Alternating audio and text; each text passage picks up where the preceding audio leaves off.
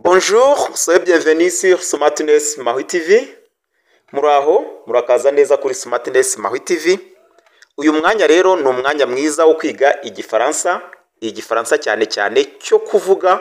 Ni wa mwanya muba musabwa kwandukura mbere na mbere dialogue tugiye kwiga.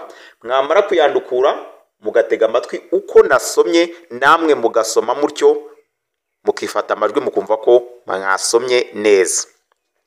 Nk'izindi ndimi rero ntushobora kumenya ururimi rw'igifaransa utaruhaye umwanya wo kuruvuga.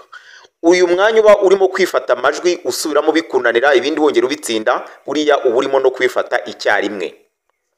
Niyo mpamvu rero mba ngusaba ngo banza utege amatwi wumve bwa mbere, wumve ko hari icyo usigaranamo, noneho nyuma mbisome mbisobanura, nawe unyigane, noneho nawe uze gusoma nkanjye. Ni ibintu bibaho cyane umukavukire mu rurimi akavuga yihuta, wumva iyo utabimenye yuba wumva avuga yihuta cyane. Usibye ko igifaransa by'umwihariko cyo rwose bavuga birukanka, niko Abafaransa bateye. Ubwo rero nawe kugira ngo ubashe kucyumva neza biragusaba kugerageza kuvuga wigana abakavukire. Ngiye gusoma uyu mwandiko rero, ngiye gusoma iyi dialogue. Bwa mbere ndayisoma nihuta, noneho nyuma nisome nitonze, ngusubiriramo nawe usubiramo, nyuma nawe uze kwifata amajwi.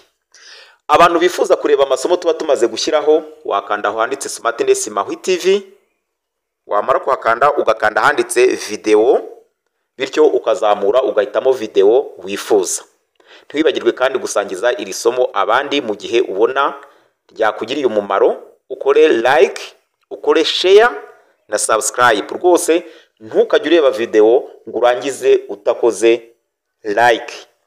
Rwose mujye mubinkorera, nanjye niwo muganda muba mumpaye. Nkaba nkomeje gushimira kandi abantu bo mu bihugu bitandukanye batwandikira, abandi bakaduhamagara batubwira bati dushima amasomo mutugezaho. Nawe ntukabyihererane, uriya nabyo ni motivation. Muba mutweretse ko turi kumwe. Reka rero dusome iyi dialogue. Iyi dialogue irabagirira akamaro ko kunguka amagambo menshi y'igifaransa, kumenyera kukivuga no kunguka inyungura amagambo nshyashya. Twagiye rero. Décrire la maison. Je vis dans une maison mitoyenne dans la banlieue parisienne. De quoi est-elle composée? Au rez-de-chaussée, tu trouves la cuisine, la salle à manger, le salon et la salle de bain. Où sont les chambres à coucher? La chambre de mes parents est située au premier étage sur le devant de la maison. Celle de mon frère et la mienne sont à l'arrière de la maison. As-tu un grenier? Oui, une partie sert de débarras. L'autre partie de la pièce est là où on peut jouer au billard. Et le jardin?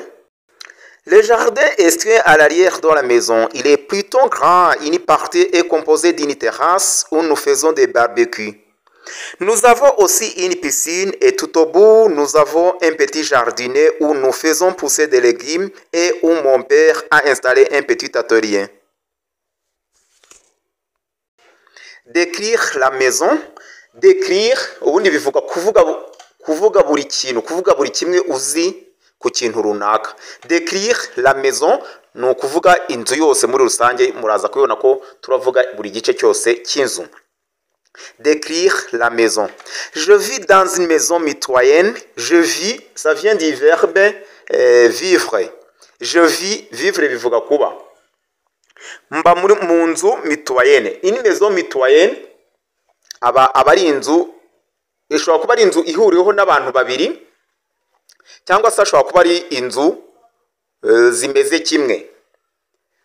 Urugero nk'iyo ari urukuta hagati y'igipangu n'ikindi muhuje urukuta, bavuga le mur mitoyenne. Ni urukuta ariko rubahuza. Twibuka ko iri jambo ritangirwa na mi bivuga ibintu bibiri, bishobora kuba bibiri cyangwa se ibintu bihuriweho. Je vis dans une maison mitoyenne, ni ukuvuga ngo iyo nzu abamo ni inzu ihuriwemo n'abandi bantu. Dans la banlieue parisienne. La banlieue ni abari amazu y'imidugudu akikije umujyi, mu nkengero z'umujyi. Hano rero parisienne ni umujyi wa Paris avuga. Bari parisienne ni amazu akikije umujyi wa Paris. Paris mbibutsa ko ari umurwa mukuru w'igihugu cy'Ubufaransa mu Burayi. Je vis dans une maison mitoyenne dans la Paris parisienne. Mba mu nzu ihuriwemo mu nkengero z'umujyi wa Paris.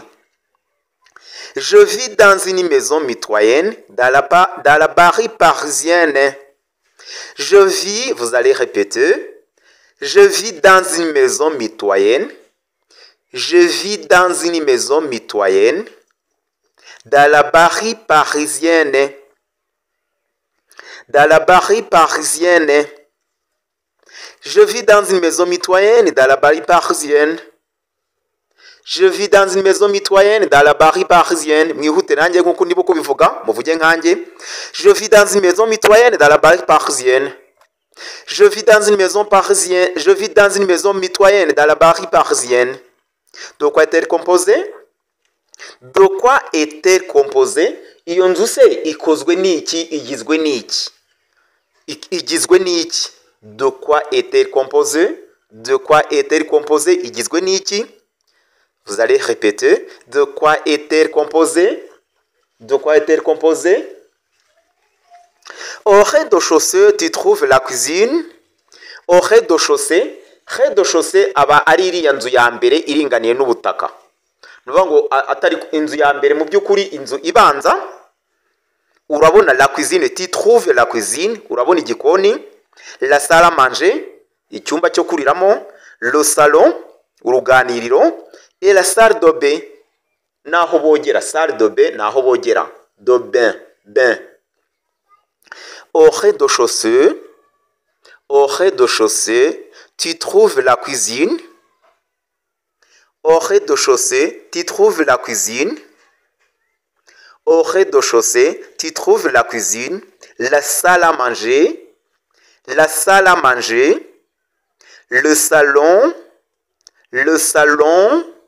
et la salle de bain. Au rez-de-chaussée, tu trouves la cuisine, la salle à manger, le salon et la salle de bain.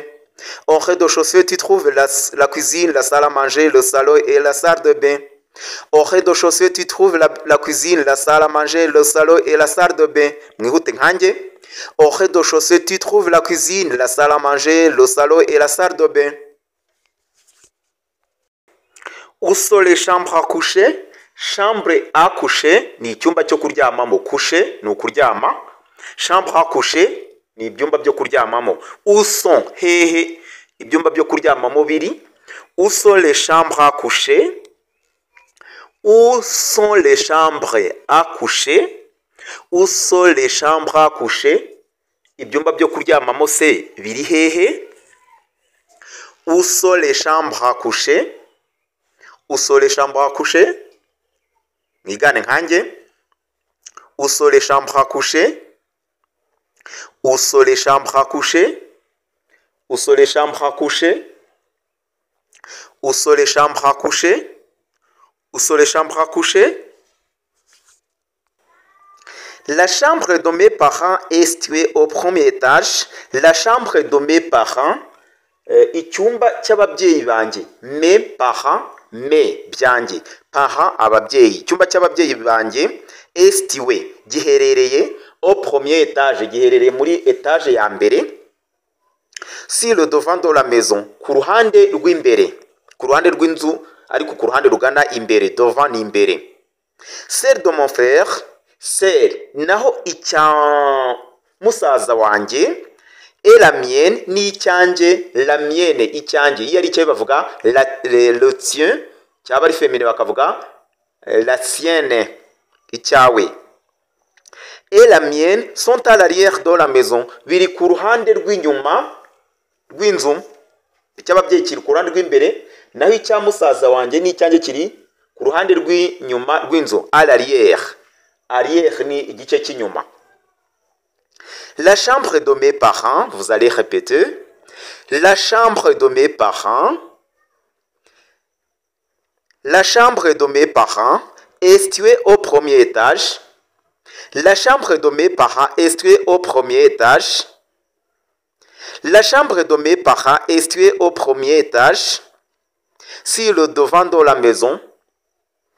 Sur le devant de la maison. Celle de mon frère, celle de mon frère et la mienne sont à l'arrière de la maison. Sont à l'arrière de la maison. La chambre de mes parents est située au premier étage sur le devant de la maison. Celle de mon frère et la mienne sont à l'arrière de la maison. La chambre de mes parents est située au premier étage sur le devant de la maison. Celle de mon frère et la mienne sont à l'arrière de la maison.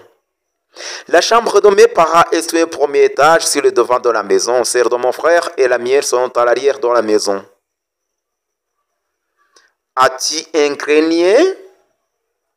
Un grenier ni ubundi ni icyumba. Hari ukuntu mu rugo haba hari icyumba murundamo ibintu byose mudakunda gukoresha cyane. Icyo ngicyo nicyo bita grenier. Ariko hano kuri etage bakunda kubishyira mu gice cyo hejuru y'inzu. Hejuru ya etage ukabona bafitemo akumba barundamo ibintu byose, amapine y'imodoka atagikoreshwa, bene utuntu nk'utwo ngutwo. Un grenier. As-tu un grenier? As-tu un grenier? As-tu un grenier? Gusa muri iyi sanse hari na cyangwa iryo rindi tuzatureba nta kibazo. Reka tubanze turebe iyi grenier, indi grenier tuzayiga ubutaha. As-tu un grenier? As-tu un grenier? Oui, oui. Une partie sert de débarras, l'autre partie de la pièce est là où on peut jouer au billard. Aramwikirira avugira ati yego yego. Oui, oui. Une partie sert de débarras. Igice kimwe, une partie sert de débarras. Débarras, urumva muri ya grenier ya nzu yo hejuru muri etage, inzu ya nyuma ko akumba kaba gahari. Ahise amubwira ati igice kimwe cy'iyo grenier tugikoresha nka débarras. Un débarras ni kwa kundi nyine, ahubwo nicyo cyumba nyirizina cyo kwandururiramo ibikoresho bimwe na bimwe. Débarras, débarrasser, kudebarrasa, kwandurura. Une partie sert de débarras, l'autre partie de la pièce. Ikindi gice cy'iyo nzu yo hejuru, et là où naho on peut jouer au billard. Naho umuntu ashobora gukinira billard, wa mukino dukoresha urubiye runini dukubitaho inkoni gutyo gutyo. Billard ngira ngo abenshi mu mukino muzi. Oui, oui, une partie sert de débarras. Oui, oui, une partie sert de débarras. Oui, oui, une partie sert de débarras. L'autre partie de la pièce. L'autre partie de la pièce est là où on peut jouer au billard. Et là où on peut jouer au billard. Oui, oui, une partie sert de débarras, l'autre partie de la pièce est là où on peut jouer au billard. Oui, oui, une partie sert de débarras, l'autre partie de la pièce est là où on peut jouer au billard. Oui, oui, une partie sert de débarras, l'autre partie de la pièce est là où on peut jouer au billard. Nizere ko murimo kunyigana. Oui, oui, une partie sert de débarras, l'autre partie de la pièce est là où on peut jouer au billard. Et le jardin, naho subusitani. Et le jardin, et le jardin, et le jardin, naho ubusitani. Et le jardin, le jardin est situé à l'arrière de la maison. Yaramwaje ati se na jardin murayifite? Ubusitani, jardin ni ubusitani. Ubusitani turabufite. Le jardin est situé, ubusitani buri à l'arrière de la maison, ku gice cy'inyuma y'inzu niho hari ubusitani. Il est plutôt grand, ni bunini rwose. Il est plutôt grand, ni bunini, plutôt, ni bunini cyane. Il est plutôt grand. Une partie est composée d'une terrasse. Igice kimwe cy'ubwo busitani, igice cyabwo kimwe gikozwemo n'imbuga. Hari ukuntu bufite imbuga. Où nous faisons des barbecues. icyo gice gikozwe n'imbuga niho twokereza kotsa ku mbabura. Iriya mbabura kuriya ufata imbabura ugashyiraho ibrushete ukotsa, nibyo bita barbecue. Ni uburyo bwo kotsa inyama ukoresheje amakara.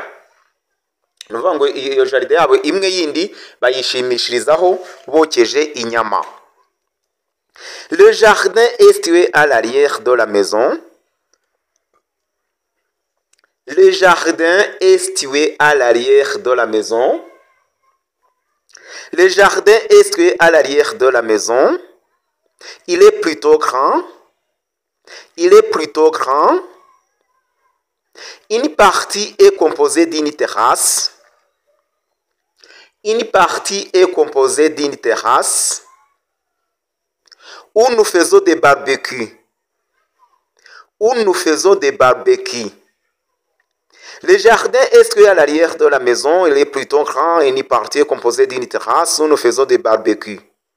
Le jardin est situé à l'arrière de la maison. Il est plutôt grand et une partie est composée d'une terrasse où nous faisons des barbecues.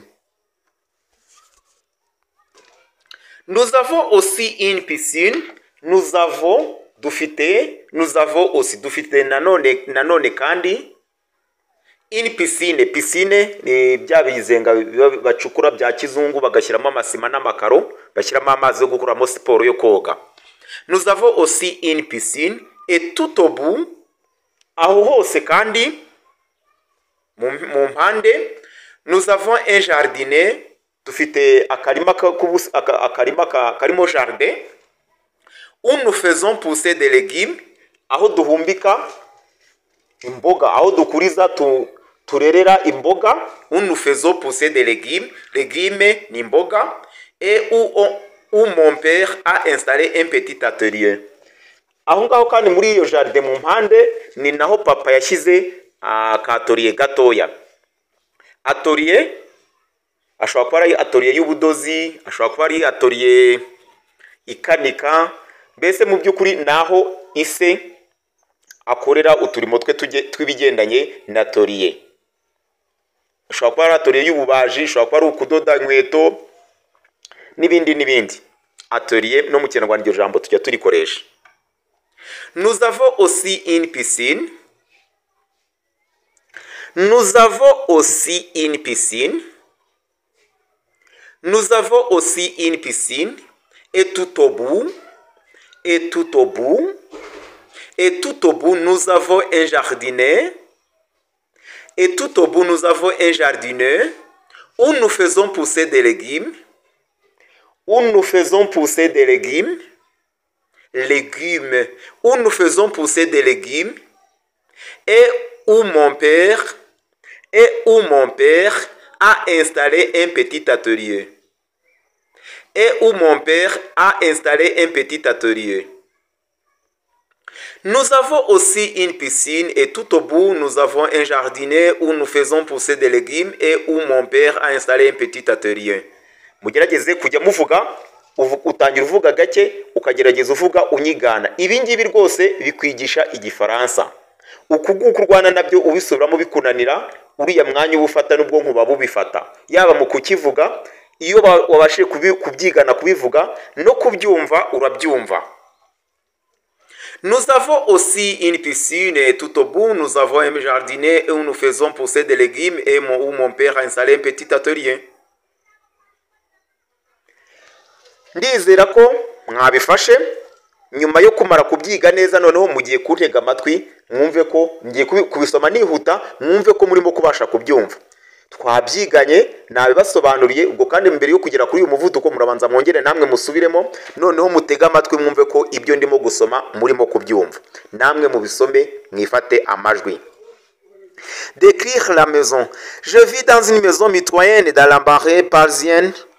De quoi est-elle composée? En rez-de-chaussée, tu trouves la cuisine, la salle à manger, le salon et la salle de bain. Où sont les chambres à coucher? La chambre de mes parents est située au premier étage sur le devant de la maison. Celle de mon frère et la mienne sont à l'arrière de la maison. As-tu un grenier? Oui, une partie sert de débarras, l'autre partie de la pièce est là où on peut jouer au billard. Et le jardin? Le jardin situé à l'arrière de la maison, il est plutôt grand et une partie est composée d'une terrasse où nous faisons des barbecues. Nous avons aussi une piscine et tout au bout nous avons un petit jardinet où nous faisons pousser des légumes et où mon père a installé un petit atorier. Tubibutsa ko gushyiraho komenti, gukora like ni inshingano zawe wowe ukunda video zacu, kandi twiteguye kubafasha aho muri hose mu mpande z'isi. Muduhamagare rwose, mutwandikire, turi hano kubera mwebwe. Muduhamagare, nongere misubiremo, mutwandikire mwisanzure. Merci de nous avoir suivis, à la prochaine occasion. Au revoir.